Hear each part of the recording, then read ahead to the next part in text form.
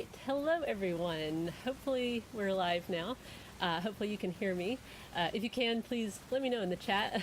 Normally, my husband is on these things and he can tell me, like, yeah, everything sounds good. But if you have any problems hearing, please just let me know. So, thank you for joining me on this YouTube Live. My name is Kayla Cox, for those of you who don't know me. I'm the owner of 6 Miles to Supper, this channel, also a website and also podcast. I sometimes put podcasts here on YouTube, but also if you want to listen to past episodes, I've got like 130 something episodes on, your favorite podcast platform.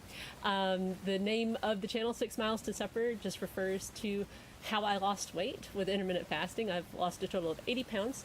I went from a high of 222 pounds down to a low of like 142, and I've been maintaining in the 140s since 2018. Late 2018. So, and that's how, it just describes what I do. 6 miles to supper means I walk 6 miles a day. I walk 6 miles a day, 6 days a week these days. That was one thing I changed. And I eat one meal a day, or at least when I was losing, it was important for me to eat one meal a day. That was my preferred way, just to lose the weight. And these days in maintenance, I can be a little bit loosey-goosey with that, although we're in Lent right now, so it's one meal a day. Kate Boring says, I've inspired her to do a 16:8 and walk 6 miles the past few years. Awesome. I wonder how it's going for you. The 6 miles a day of walking has been so good for me. I think, like, not just physically, although I'm sure that it has. Like, I was walking today actually with my sister-in-law, and I was reminded of, like, she didn't remind me of this, I just remembered it as I was walking. I remember walking with her when I was obese, and I had just really started walking on a regular basis. And I remember, like, huffing and puffing, trying to keep up with her. And I was, like, too proud to be like, hey, could you slow down the pace? So, like, I remember back when we used to walk when I was obese, it was so difficult. And today I was, like, keeping up, no problem, able to conversate while walking and going up hills and stuff. And it's just nice to be able to, have some distance from that and to remember what it was like, but also to be so grateful for where I'm at now. So I hope you're enjoying your walks, Kate. Let's see. Oh, I've got a question already from Yo Tom, the Yo Tom. What are my views on polyphasic sleep cycles? Please help me to remember what that is. Does that mean like kind of like these weird sleeping cycles where maybe like sleep for a few hours and then wake up and then do some stuff and then go back to sleep? If you don't mind defining what you mean by that, because I'm really not I'm not remembering if I know that word or not. So let me know, and I'd be happy to answer that. All right, let's see. Let's see here. JC says, do you have sleep issues?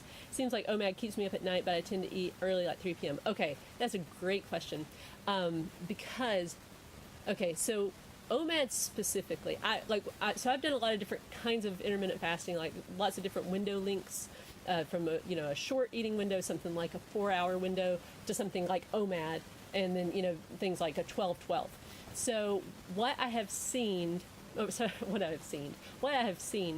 is that OMAD is the trickiest one to keep my sleep where it needs to be. So I got very used to figuring out, like, how much do I need in order, there's like a sweet spot, especially when you're trying to lose weight.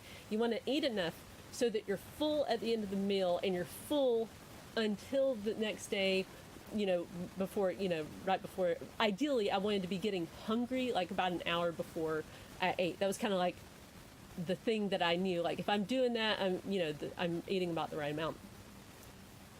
But if you eat too much, then the weight gain the weight loss can stop. And if you don't eat enough, then the sleep can be all over the place. So I always looked at, if I'm having trouble sleeping, I'm not eating enough. That was my general guideline. If I'm not sleeping good, I'm not eating the right amount. I need to eat more. I found that I could do that. I am blessed with the ability to eat plenty at one meal. But what I have seen, like, because there have been times where I'll eat one meal, my one meal earlier in the day, and that's definitely harder for me. I have a very hard time getting the appropriate amount of food in me in order to sleep well at night if I'm eating early, like 3 o'clock. So that's my experience. Like, it just means I'm not eating enough. Now, I will say this, I also found with OMAD and just with intermittent fasting, I seemed to require less sleep, although that might be a side effect of just not being obese anymore. When I was obese, I felt like I needed to sleep all the time. Like, I just always felt tired. And then once I lost weight, I just had more energy. And so so maybe, I'm getting better sleep at night, so I don't require as much. But I generally I go to bed around 8:30, and I wake up at 4, 8 or 8:30, and wake up at 4. So that's 7.5 hours, I guess, that I'm getting, generally speaking. Maybe less. Sometimes I'm later getting in bed. Sometimes it's usually not earlier than 8. But there you go. Hopefully that helps you, JC. E. Demont says, "What's the most weight you've gained since losing it?" Okay, that's a great question. Thank you, E. Demont. So the highest my weight has gotten, and I'm talking single day weights. So I think it was 154. I think it was around that. That was I think like a year or so ago. I think it was during the holidays, if I'm remembering correctly. It's kind of going through a rough time. Various just deaths in the family, basically. Generally speaking, though, like that was like a one-day high. Like, generally, if I'm up in the 150 area, it's usually like 150, 151. Once I get to 152, I'm like, all right, back to work, back to the OMAD 6 miles, every day. Not every day. I still do take Sundays off, and I take a cheat day every Sunday too. But generally speaking, like my yearly average is last year I think it was like 149. Like, if you just added up all the weights and just averaged it out, I think it was like 148 point something or 149 point something. So I try to maintain just in the 140s. Why do I maintain the 140s? Like, why not the low 140s, or why not something lower? Why did I choose to stop losing weight? I found that there was a what would you call that? Like, the benefits of losing weight, diminishing returns. I reached the point for me of diminishing returns with weight loss. So going from 222 down to my initial maintenance area was like between 158 and 163. That was a huge difference in how I felt, like just how different my life was. There was a huge difference. Energy levels, all that. Going from 158 down to 142, no difference, as far as I could tell. And so you have to have a motivation for wanting to stay at a particular number or weight range.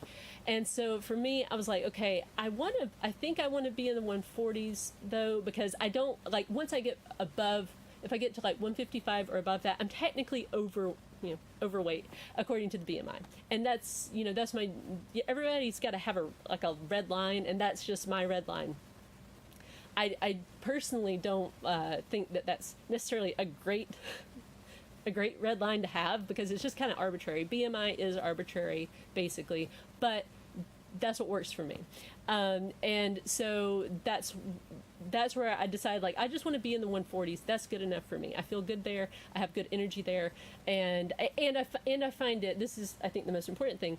I find that works really, really easily in my life. Like, just the dailiness of, if somebody wants to, like, go get a pizza, or they're like, hey, I brought donuts, like all these things where I can just always say, yeah, like, I'll have that, and not having to worry too much with it. I hope that makes sense. Oh, thank you, Tom, for the super thanks. That is so generous. Thank you so much. All right, so you're doing a 16-8. Tried to OMAD for a couple of weeks, but felt tired during the day, and back to 16-8, feel great. Thank you for mentioning that, Tom, because that is such a thing. that I hope people understand. I always try to remember to say this. Like, I think it's so important to find what works for you. Like, experiment, sure, but then once you find the thing that works, never feel pressured to, like, go longer. Like, I think in 2016, I definitely thought, like, hey, but if I increase my window out more, my fasting window more, I'm going to have faster results and faster results. But what I found was, like, I didn't, first of all, I didn't lose weight faster. It was like a pound a week, whether I was doing like a 16-8 or whether I was doing 24 or if I was doing OMAD. And then when I went to lose more weight, it was a third of a pound a week. So it was still very slow. But you got to find what works for you. And I do find, I find that generally I'm much more productive, especially like if I want to be writing. If I'm trying to do writing, OMAD just works so well for me because I have no excuse not to write. But 16-8 works great too because I like the freedom of it, like just to be able to say, yeah, like this is my window. So you got to just find what works for you and do that. So thank you for sharing that, Tom. Let's see here. Oh, okay. So the Yo Tom said something like the polyphasic sleep being something like sleeping for 4 to 5 hours at night and taking 1 or 2 naps during the day. And actually, that kind of reflects what I was doing. When back in the day, when I would be doing OMAD and like I'm trying to figure out like how much to eat on those nights where I would, sleep and I had to wake up at like 3 o'clock in the morning or something. What I usually would do, what I found worked best for me while I was figuring it out, was to just read, like get up, read. I'd read like the Bible, whatever book I'm reading right then, and that would like calm my brain down. And then I would sometimes I would go back to sleep then, but sometimes I would not, and I would just stay awake until everybody else got up, and then I would take a nap during the day. Luckily, I had the freedom to do that because I was working from home and homeschooling. So I understand that not everybody can have that same kind of situation. So Demont said, what do you recommend as your cheat day or cheat meal? No. The question is, do you recommend cheat day or cheat meal? I've always done cheat days. So I take a day off every week from fasting. Some people get, like upset with the idea of cheat day because, I get that they want it to be like, no, I'm doing the plan. And I understand that. And I respect that. I just use the word cheat day because I think people kind of understand what that means. But for me, I like taking the day completely off. It worked out for me better because the way my life was, my husband liked to make pancakes on Saturday morning, Sunday mornings. Now it's Saturday because we go to church on Sunday mornings. But back in the day, it would be Sunday morning. It would always throw me off for the rest of the week. And so like in 2015, I kept trying to figure out, well, how can I be consistent with intermittent fasting? And every week this is coming up, and like, what can I do about that? And so I heard from Tim Ferriss the idea of like, take a cheat day. And so I started doing that. And it was great because then I was able to just be consistent with my plan. And so I liked the full day instead of just one meal. I get like the idea of one meal, but like for me, I eat everything. I don't have like any kind of like rules about what foods I eat. So I can eat high carb or have dessert or wine or chocolate or whatever the thing is at my meal anyway. So that's already what I do. So taking the day just completely off from fasting, that's what I decided to do, and that worked for me. But ultimately, I think you got to figure out what works for you. I know some people have struggled with all types of eating things, and they're like, oh, they don't like the idea at all of like that kind of a. I like it as a day of just learning how to eat without any kind of restriction. So fasting is a time restriction on food, and I think it's valuable, or it has been for me, to have that day where there, like I'm not doing any fasting. I still don't overeat though. Like I just like stop when full. That's all my rule is. So hopefully that answers your question. Favorite cheat day meal though, because it doesn't generally, it's not something I normally have through the week or anything. Peanut butter ramen. So I'll just like make beef ramen, from the little packet. I know, like people think it's really, really bad for you or whatever, but I love ramen. And then mix up some peanut butter with it. Oh, so good, so good. I drain off all the water though after you boil the noodles, so it's like a real, like just a noodly kind of dish. Really good stuff. Okay. JC, are there certain foods you know you don't? Let's see. Are there certain foods you know don't fill you up, and how do you approach eating it? Do you mean? I think you mean.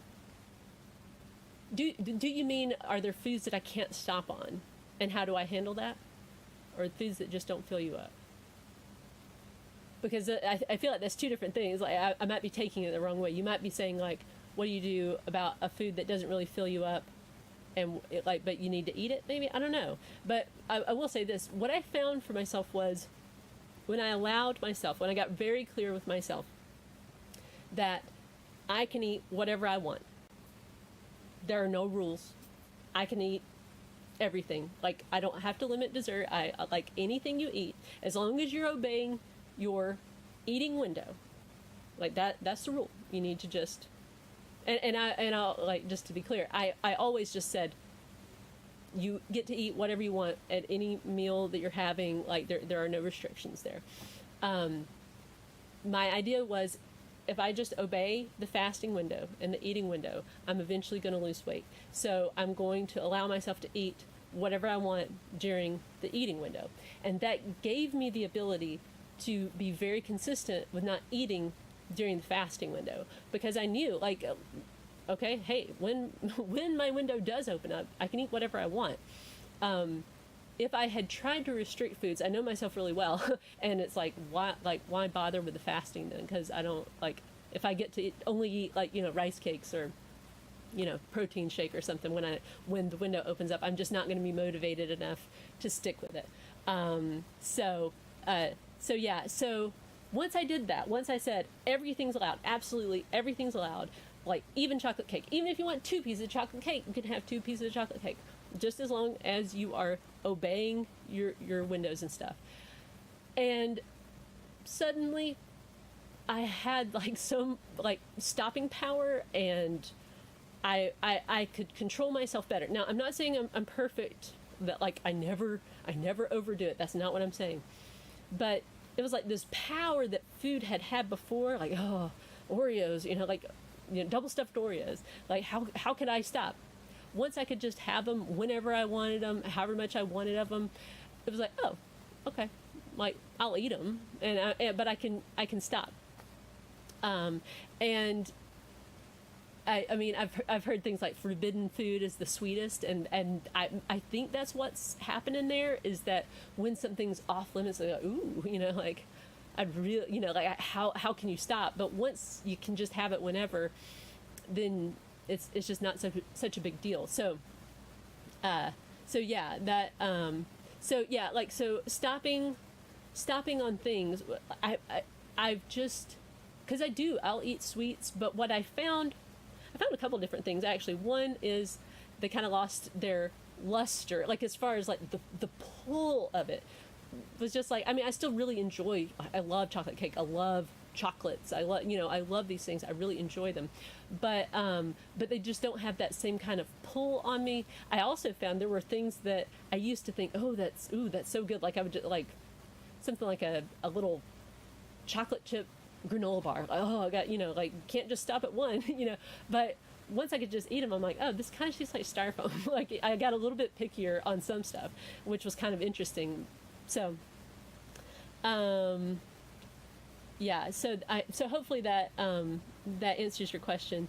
And that wasn't, I don't want to give the impression that it was like the day I said that, then I never overate. That's not what I'm saying. It was like a gradual thing that happened. It was just like less and less and less power.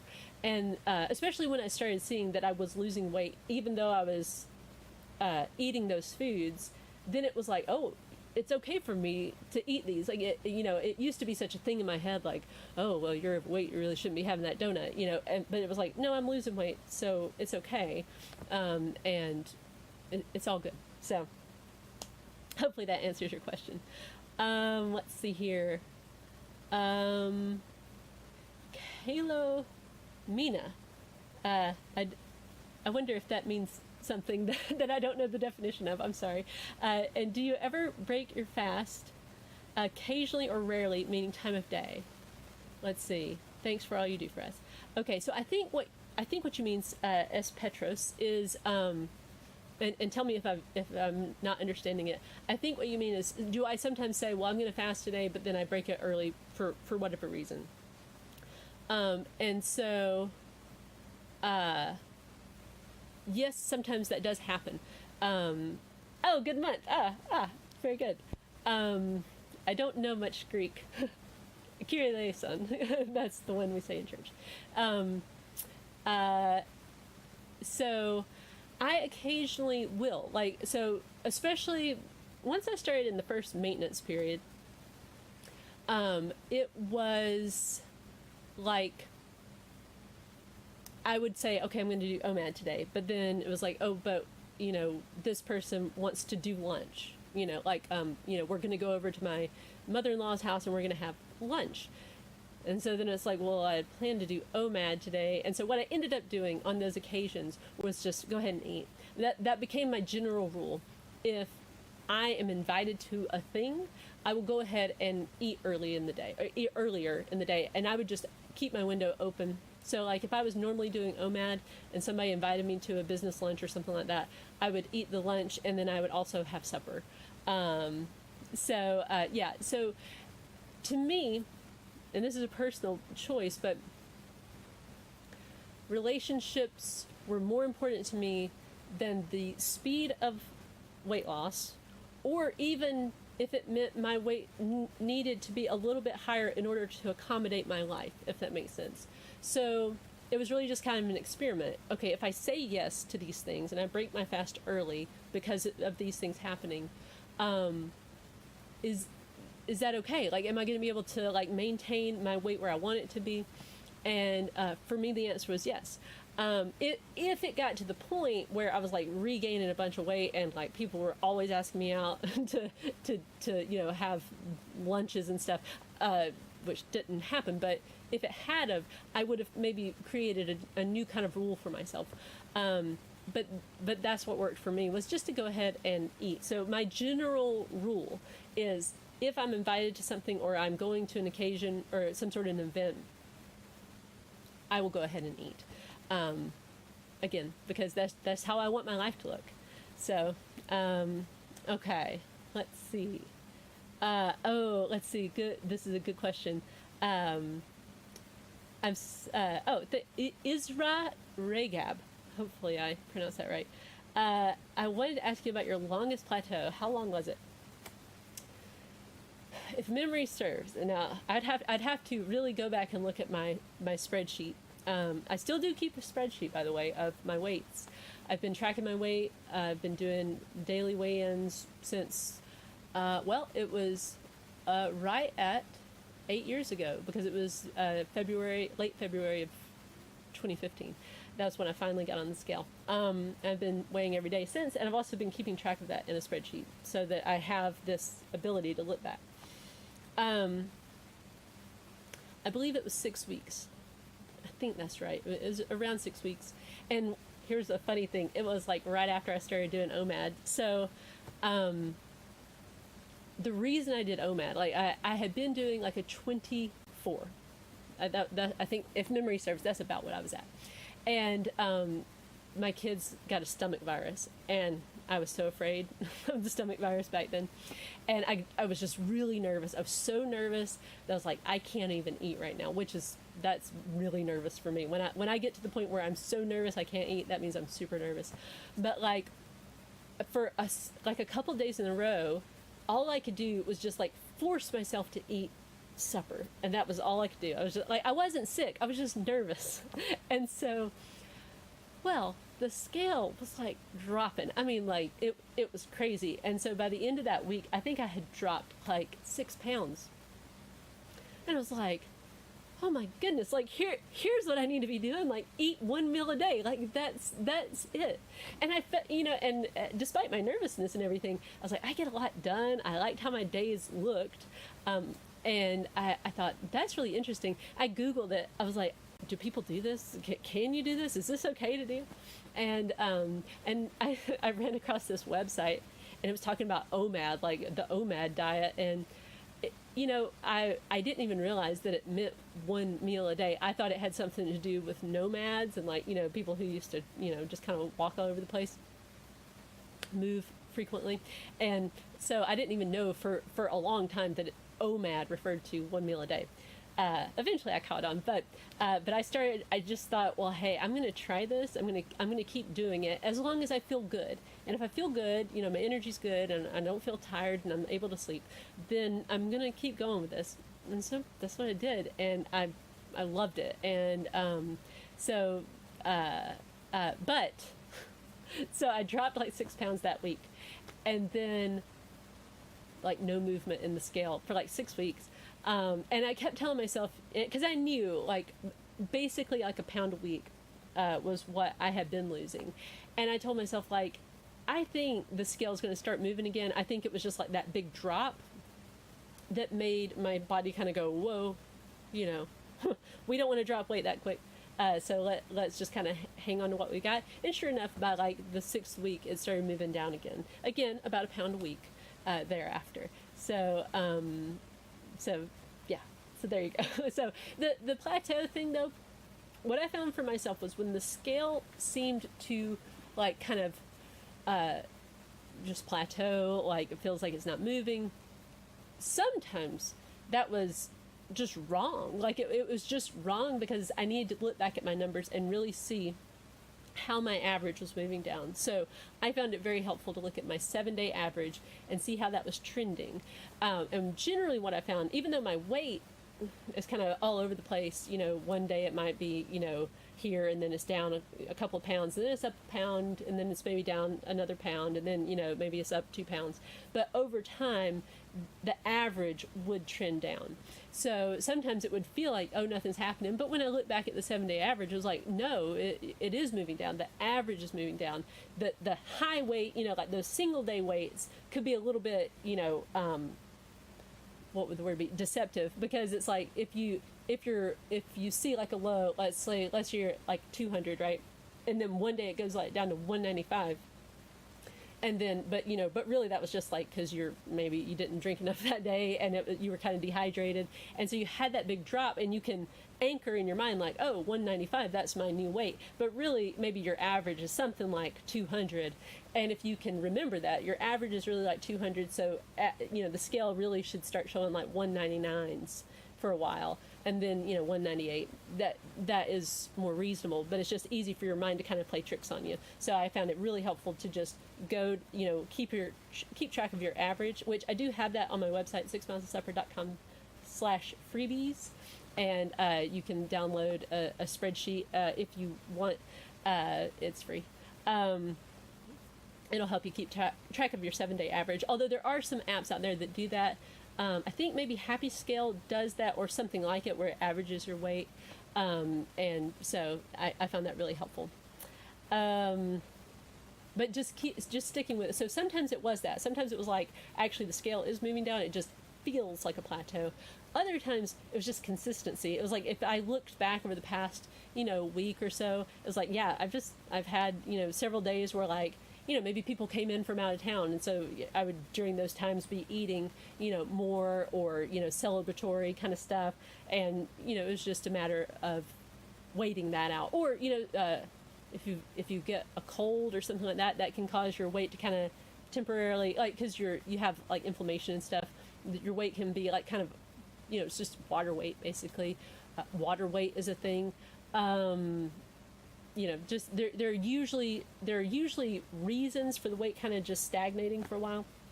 But I found if you can just be patient and not quit. See, the thing that happens, or at least, this is generally what would happen to me, just in general with weight loss. If the progress ever stops, I start to get really frustrated, and then it's easy to just quit or not be consistent, because it's like, well, what difference does it make anyway? Because I'm not seeing results. And then that certainly will show up in the scale not moving down. So it's a mental game, mostly. Let's see. Iowa or Reloa, I can't tell if it's a capital I or lowercase l. Do you still only eat one meal a day? It's my preferred way to eat in general, but no, not every day. Now, for the next 40 days, it's going to be OMAD because we're in Lent. Actually, it'll be, except for on Sundays. We don't have to fast on Sundays, but generally speaking, it really depends on what's going on in my life. If I'm trying to write a book, OMAD works for me the best because I just get more accomplished. I can sit down and make myself write. It's easier to distract yourself with meals and stuff if you are if I have a window. But you know, one thing I found was as my kids got older. So when I was doing OMAD initially, my kids were young. I mean, that would have been 2016. So my oldest was 10 at that point, and then my youngest would have been four, right? So they just didn't notice, I guess, that I wasn't really eating until supper. And it was no big deal. But as they've gotten older, they will say like, "Hey, will you have lunch with me, or you want to have breakfast or something like that?" And I again am all about, yes, I want to have that time with you because you don't get those days back, with your kids. So I just and my attitude has always been, I'll figure it out. Like I'm sure that it's and I know this about myself. My portions, I like big portions, and so I really have to work on it. If the meal is if I'm gonna be eating like 3 meals a day, I got to cut down the portion sizes if I want to continue to weigh what I weigh. So, and if I don't, then I will gain weight. So, but the most important thing is that I'm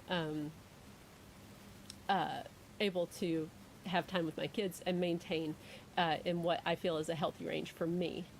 Oh, Smiling says, is the volume really low? Oh, okay. Well, apparently some people are okay with the volume. Maybe if I talk closer to the microphone, that might help.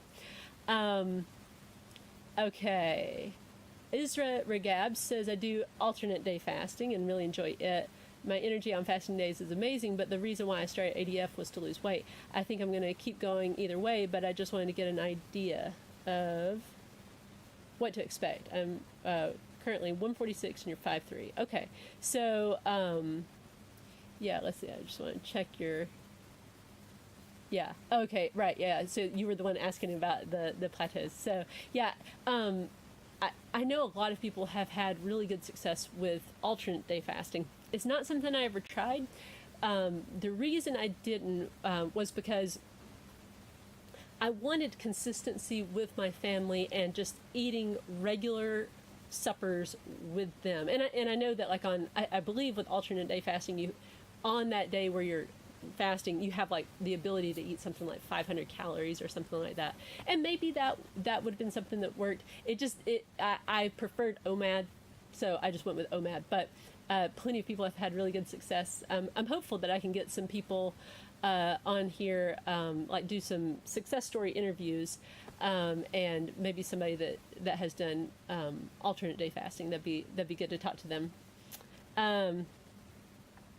Let's see. Let's see here. Sorry, I don't know. Like if can you hear me better if I do this? I don't know. I don't know if that probably won't work for the long term. Maybe if I put some books under it or something. Maybe that'll help. Let's see here. Okay, so someone said, did you see inches come off before the weight came off? So here's my story about measuring. So in 2014, that's when I had I've had enough moment.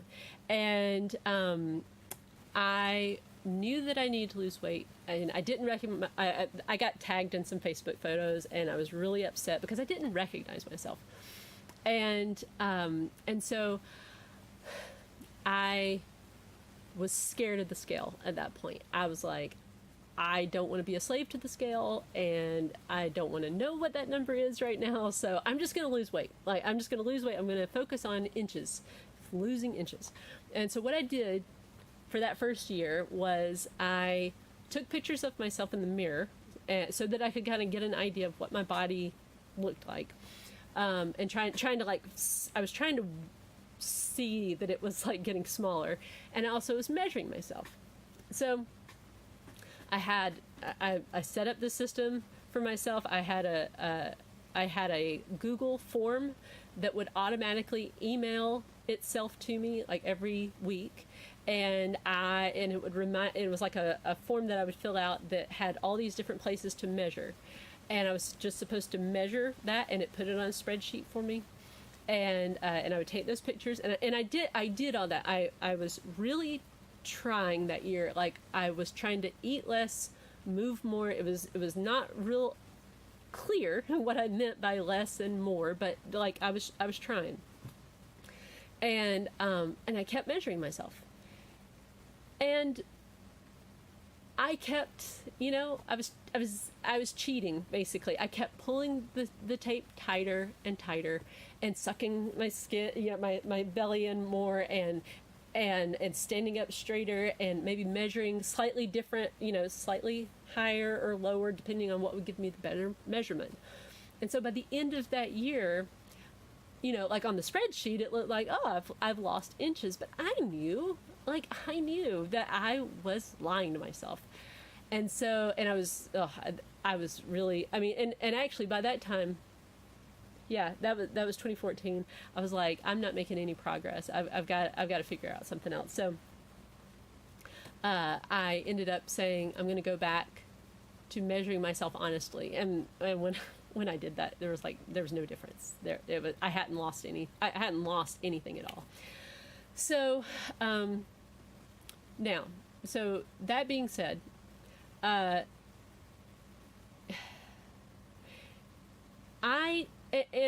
then eventually I did start to lose weight.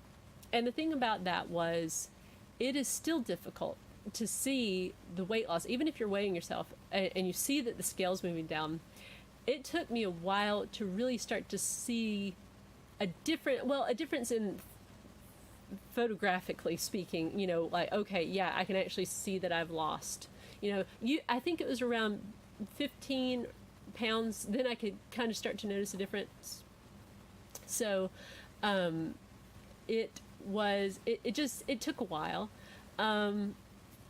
And so, yeah, so the weight was starting to come off before I really saw inches come off noticeably, if that makes sense. Like, as far as like my pants fitting better, finally getting some room, not quite the muffin top thing going on. That took a while. Like, I would say really for me it was like 15 pounds, and then I was starting to really see some inches come off. It's just really hard, for me at least, to measure accurately, even if you're trying to be honest. I feel like it's really hard, because you got to be measuring the same thing every time, and that's hard to do on a body, I think. Anyway, just something. Let's see, what else? Okay, good. So looks like the sound is okay. And let's see. Oh, I can't remember. Did I say this? The allergy season's terrible right now. And this is something I learned about antihistamines, and I didn't know this before, but just as a public service announcement, because I get really bad allergies, and they are at the peak right now here in Florida. And so antihistamines are sometimes prescribed to people in order to stimulate their appetite. So if you're taking allergy medicine, just know your appetite may increase, and if so, it can be really easy to eat too much. In other words, if you're taking allergy medicine, you may need to eat less than you feel like you need to eat in order to actually continue to lose weight. It is one of those unfair things, but just something I didn't know that was actually a thing. Let's see. If anybody else has any questions, you can certainly pop them in the chat. I did have one I wanted to answer. I wanted to say this. I don't generally read YouTube comments. I used to read them all. I used to read and respond to every YouTube comment when I had a new channel. Most of the people are super duper nice, and I I'm very ambivalent about the fact that I do not look at the comments section, generally speaking, because there's so much encouragement, and I really, I always want to know when I'm not being clear or if I don't explain something well, and what the reason I don't generally go into the comment section is, as the channel grew and there were more and more comments, the frequency of negative comments just, naturally became, it was like every day. And generally speaking, when I would get a negative comment, it felt like getting kicked in the gut. I mean, it does. I wish it didn't bother me, but it does. And so it eventually got to the point where I felt like I was getting kicked in the gut every single day. So I decided I can't do this. I can't continue to read the comment section. My husband did it for a while, but then he would get mad. He would get mad. It would kind of ruin his day when people, were, rude, because sometimes people are. It's a weird kind of thing in the comment section, because you want to, that whole idea of community building. That's one thing that YouTubers are encouraged to have, is build a community. And there are some super great people in the comment section, but it's also difficult because there's like no real consequence for people to be really nasty and mean. Like there's just not. So I don't generally go in there, but then I miss out on the opportunity to, answer questions and things like that, which is why I do these lives. But I did happen to see that there's the ability to to filter this comment section by questions. And so I found some there, and I was going to answer a couple of those that I saw. I probably won't often grab questions from the comment section, because sometimes people might be mean there too in their questions. One before I go to the comment section ones, Isra asked, have you ever done coaching sessions? And I have, actually. Back in 2019, I actually had a private Facebook group for people. Like, they subscribed to it and they paid like a certain monthly amount, and I would do like coaching sessions, like lives and stuff, and tried to help people more like, just being more available for people to ask questions and stuff like that, weekly lives, and that kind of a thing. And I've also done some one-on-one coaching. I did that for a couple of years, just one-on-one sessions. I don't currently offer any of that stuff. The reason I'm not on Facebook. I haven't been on Facebook for years. I don't have an Instagram channel either, or account. I don't have any social media, actually, except for YouTube, which is technically social media. The reason I don't do social media is just because I found, generally speaking, I found my life is better without it. And so I don't like having a thing where I'm basically encouraging people to use it more, if that makes sense. Even YouTube, I have some qualms about it, because, I feel like YouTube can be really good. I've learned tons of stuff on YouTube. My life has been improved by it overall, but it can also be, it's like anything. You can use it to, the negative, and you have to be careful when, as a creator, I feel like I have to be really careful that I'm using people's time wisely. I hope that I always am. I try to make videos that I think will help people, and I try to not be clickbaity. I try to be like just helpful. Hopefully it comes across. But yeah, so that's so I don't currently offer one-on-one coaching. I've thought about trying to figure out some way to be available, but I haven't yet figured what I might do. So let's see here. And I did enjoy coaching. I did. I had some really good clients and good experiences. Charlie the Unicorn, what is your go-to food or meal or vitamins you like after a long fast? Okay, well, the only vitamin I take, I've been taking EPA, which is like omega-3. I heard Andrew Huberman talk about that. He's a neuroscientist. Basically, in the wintertime, I get not depressed, but low mood, I guess you would say. Maybe it's something like SAD, seasonal affective disorder, or depression, or whatever. But I did start taking that this past winter because I really wanted to be proactive this year. Last winter was rough. I've lost two very close people in my life, and so I was like, this year I'm going to be proactive. So I've been taking my EPA stuff, and cold showers and getting out in the sun like every day, trying to do my whole walks outside when I can. So yeah, but my go-to food or meal, well, no. Now if I've done a long fast, you didn't define a long fast. I've done as long as 5 days, and I've done 2 of those.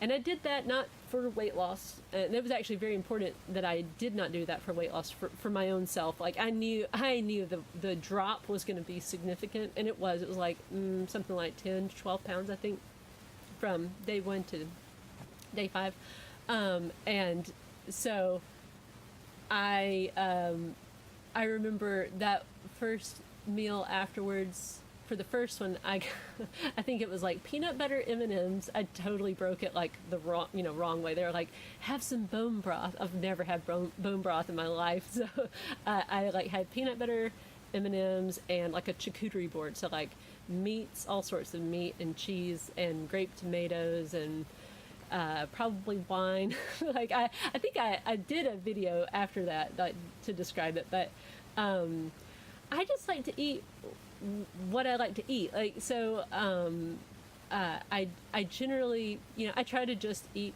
everything, like meat and vegetables and pasta and bread and everything. I love pizza. I love a steak.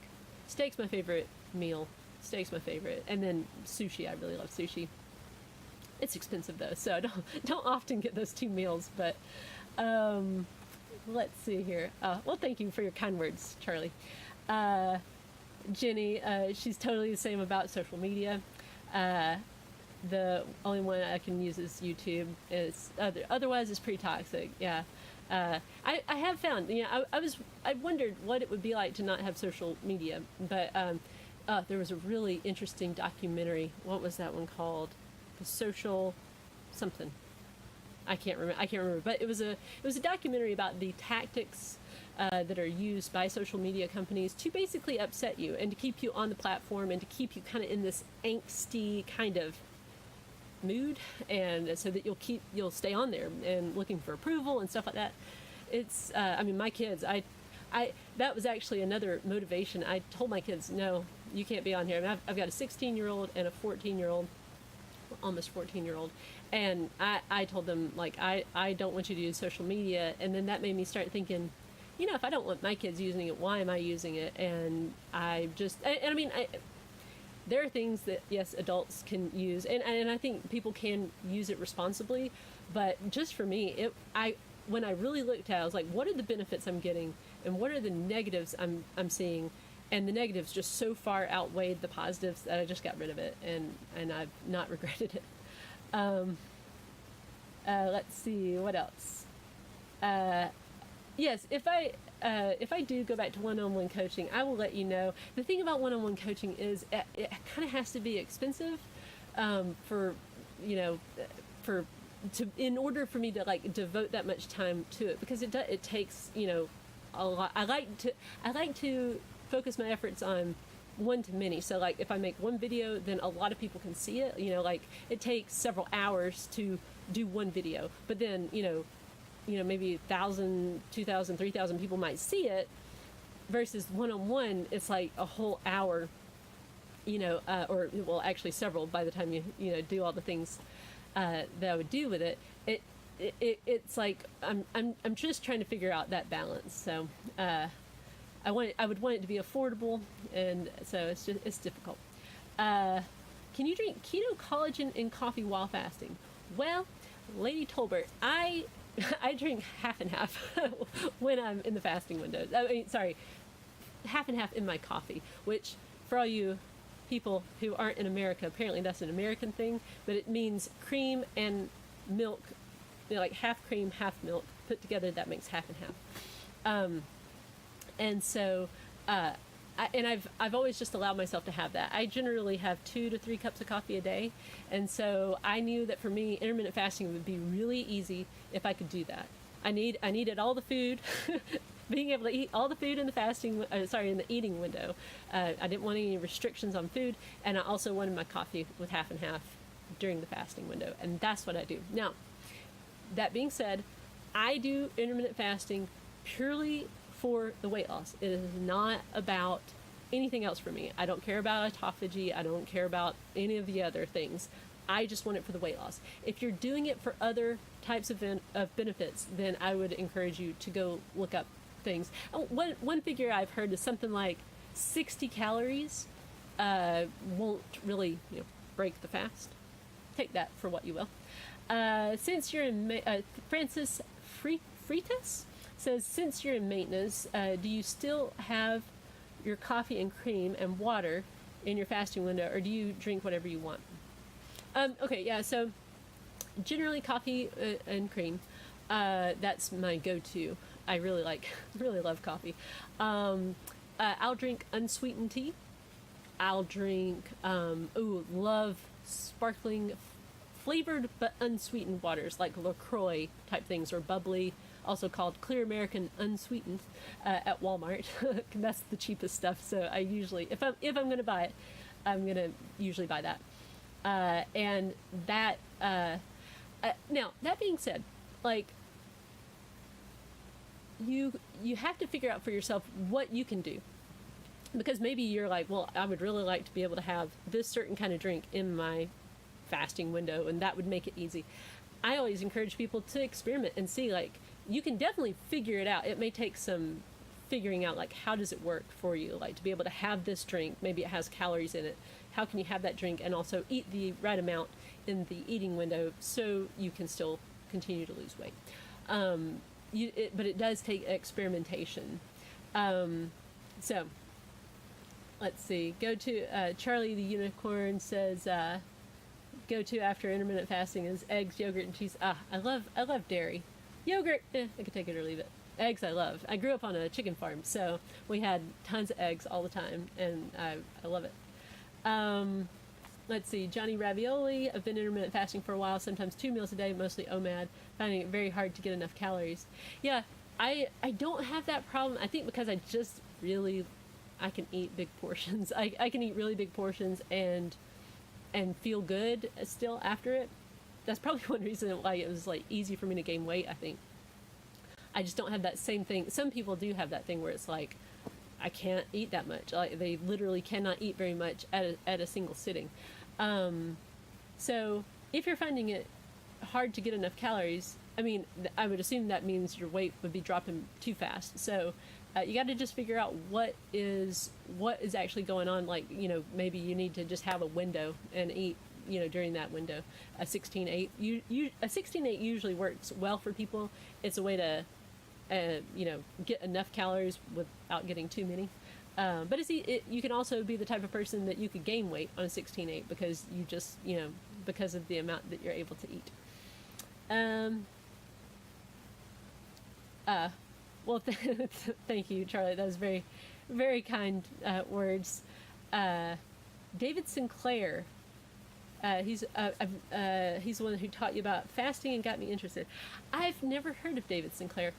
One thing I do, which probably seems odd to people, is I've really tried to be on what Tim Ferriss calls a low information diet about intermittent fasting and all that stuff when I was doing it. So in other words, I learned about intermittent fasting from, I remember there were 2 basic sources. The first one I think I ever heard about it on was Nerd Fitness. I think had an article that basically said, what if every day was like Thanksgiving? Well, that's what intermittent fasting is. Like, where you just eat all your food and, like, eat big meals, but in a compressed amount of time. And I thought, that sounds interesting. I feel like I could do that. I can not eat for periods of time, but then, if I can eat big meals, that seems doable. And so then I went and Googled intermittent fasting, and I came across Lean Gains, which was a blog by Martin Burkhan. I don't know if I'm pronouncing that correctly, but he was just, he wrote blogs about intermittent fasting and how he did it, and he liked cheesecake. I was like, oh, well, I love cheesecake, so like, this guy gets me. So many blogs were like, you can't eat, you got to be low carb, or you got to be keto in order to be able to lose weight with intermittent fasting. And I was like, I can't, I don't want to do that. So I was just trying to protect my mind. Like, I wanted to find somebody that was like, yes, I can do it this way. And he also said, look, if you want to have a splash of milk in your coffee in the morning, don't worry about it. Just like, don't worry about all these like little nagging things about, will that break your fast? Like, just don't eat. Like, just don't eat during the fasting window, and don't worry if you have a splash of, he said milk. I was like, well, what about a heavy splash of half and half? I'm going to just try that. And so that's what I did. And but then once I started having success with it, the only other thing I looked up was like, is it okay to do OMAD? And then once I saw, like, yes, people do it and they've survived, like monks do it. That was an interesting thing. Monks generally eat 1 meal a day, and they have good longevity too. So, which I think is interesting.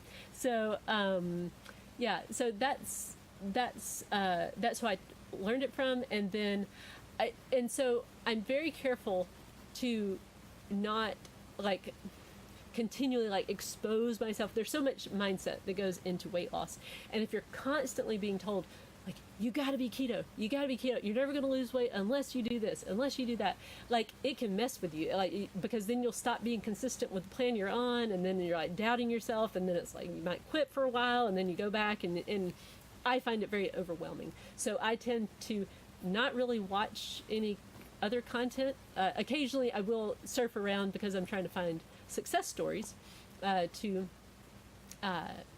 interview, because I would like to share people's stories. And if they're already on YouTube, I don't have as many qualms. I have some qualms at this point with asking people to come share their stories on YouTube if they're not already doing so, because it just adds a lot of pressure to the weight loss journey. Even after you've gotten it off, you have to figure out how to maintain it, and that just requires a lot. And inviting that much attention, I just makes me a little bit nervous at this point, which is why I haven't been doing them as much over the past few years.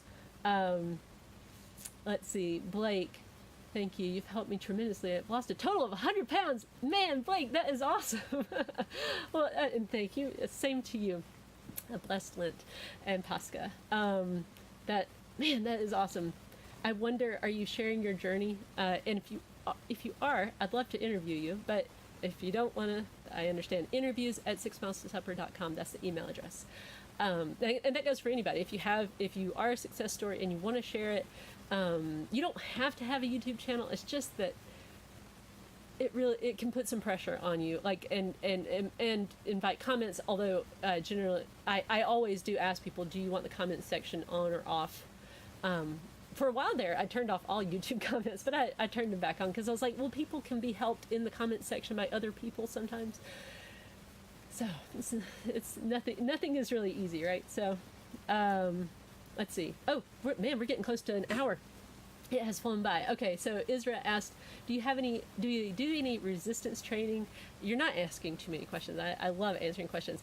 I did some heavy lifting. I was doing powerlifting in 2015. I was learning about intermittent fasting. I was implementing it really inconsistently, losing a little bit of weight, and I injured my back doing a deadlift. I was trying to push myself too hard, too fast, and I did something to my back. Don't know what it was, but everything hurt to do except walk, and that's how I ended up walking 6 miles a day, because that was the only thing that didn't hurt.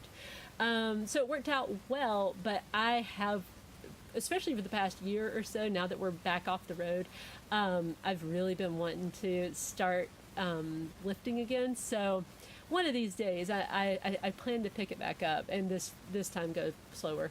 So let's see.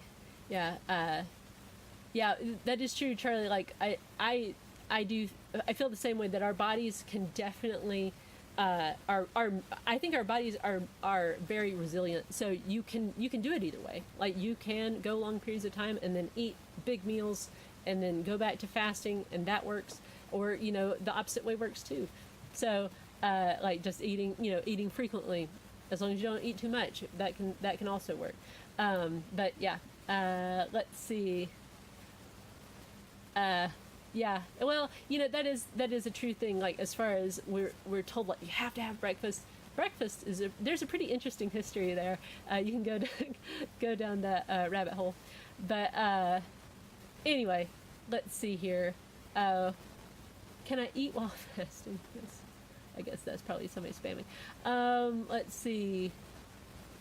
You fast, can eat while fasting. Okay.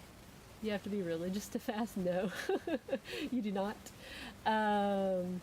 Let's see. I'm Rana from Egypt. Do you still lose weight, and are you now in maintenance? What's changed in your routine and to keep it in maintenance and not lose weight?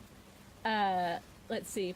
So, okay, I'll take these last. Let's see. P Cobb. That'll be the last question. And then we'll be done. So Rana, you said, do I still lose weight? No, I'm done. I'm in maintenance mode. My current routine, my maintenance goal is to maintain in the 140s.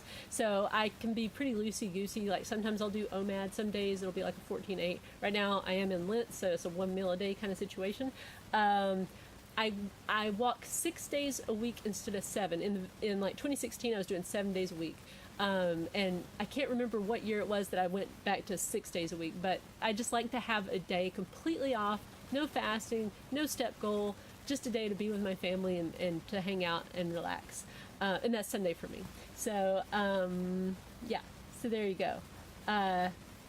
And so that's how I keep it in that range. If I wanted to lose more, I think I could lose more. It would be really slow. I would go back, if I wanted to do that, I would go back to OMAD 6 days a week, cheat day on Sunday, and walking. I could do it 6 miles 6 days a week still, I think.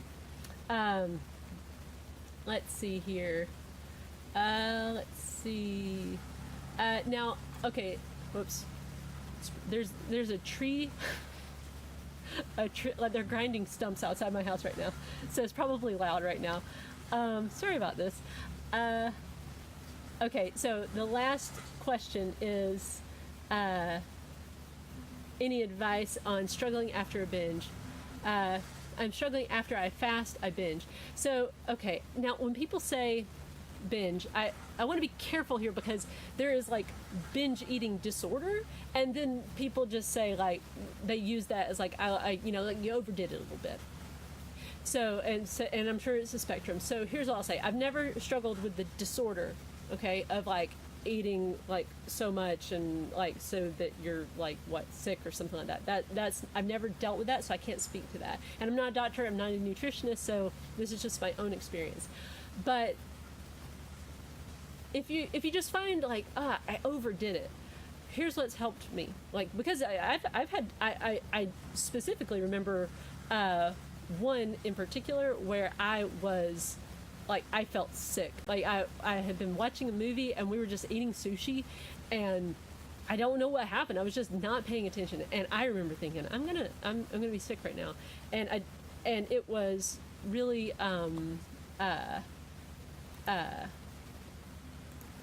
really eye-opening, because at that point I had lost a lot of weight, like, and I wasn't particularly upset. I was just like not paying attention.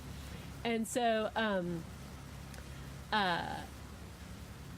so anyway, that is what I found was, it was easier if I just said, okay, don't worry about it, like, learn something from it. So what did I learn?